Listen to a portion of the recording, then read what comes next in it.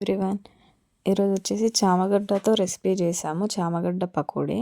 So ఎప్పుడు పులుసు అలా కాకుండా వెరైటీగా క్రిస్పీగా చామగడ్డ పకోడీ చేసాము.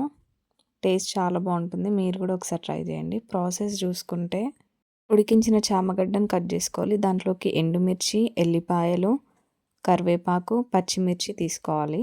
పచ్చిమిర్చి ఆయిల్లో కొంచెం ఫ్రై చేసి తీసుకోవాలి. కార్న్‌ఫ్లవర్ తీసుకోవాలి. బియ్యపు పిండి తీసుకోవాలి. చామగడ్డలు ఉన్నాయి కదా, దాంట్లో 3 స్పూన్స్ కార్న్‌ఫ్లవర్ అండ్ బియ్యపు పిండి వేసుకోవాలి. దాంట్లోనే ఉప్పు, కారం, పసుపు వేసుకొని ధనియాల పొడి, గరం మసాలా కూడా యాడ్ చేసుకోవాలి. కొద్దిగా ఆయిల్ వేసుకొని అదంతా కూడా మిక్స్ చేసుకోవాలి. ఇది మొత్తం మిక్స్ చేసుకోవాలి. తర్వాత ఇక్కడ ఆయిల్ పెట్టేసుకున్నాము. దాంట్లో పచ్చిమిర్చి ఫ్రై చేసాము ఆయిల్లో. సో దాంట్లోనే మేము ఇది చేస్తున్నాము. అది మొత్తం మిక్స్ చేసుకున్న తర్వాత ఒకటొక్కటిగా ఆయిల్లో వదిలేసి కొంచెం కలర్ చేంజ్ అయిన తర్వాత తీసేసుకుంటే సరిపోతుంది. ఎందుకంటే ఆల్రెడీ చామగడ్డ ఉడికి ఉంది కాబట్టి తీసేసుకోవచ్చు. చాలా బాగుంటుంది. మీరు కూడా ఒకసారి ట్రై చేయండి. కొత్తగా మన ఛానల్ని ఎవరైనా చూస్తున్నట్లయితే please do subscribe our channel. అదే ప్రాసెస్ని రిపీట్ చేస్తూ అన్ని చామగడ్డల్ని కూడా ఫ్రై చేసేసుకోవాలి.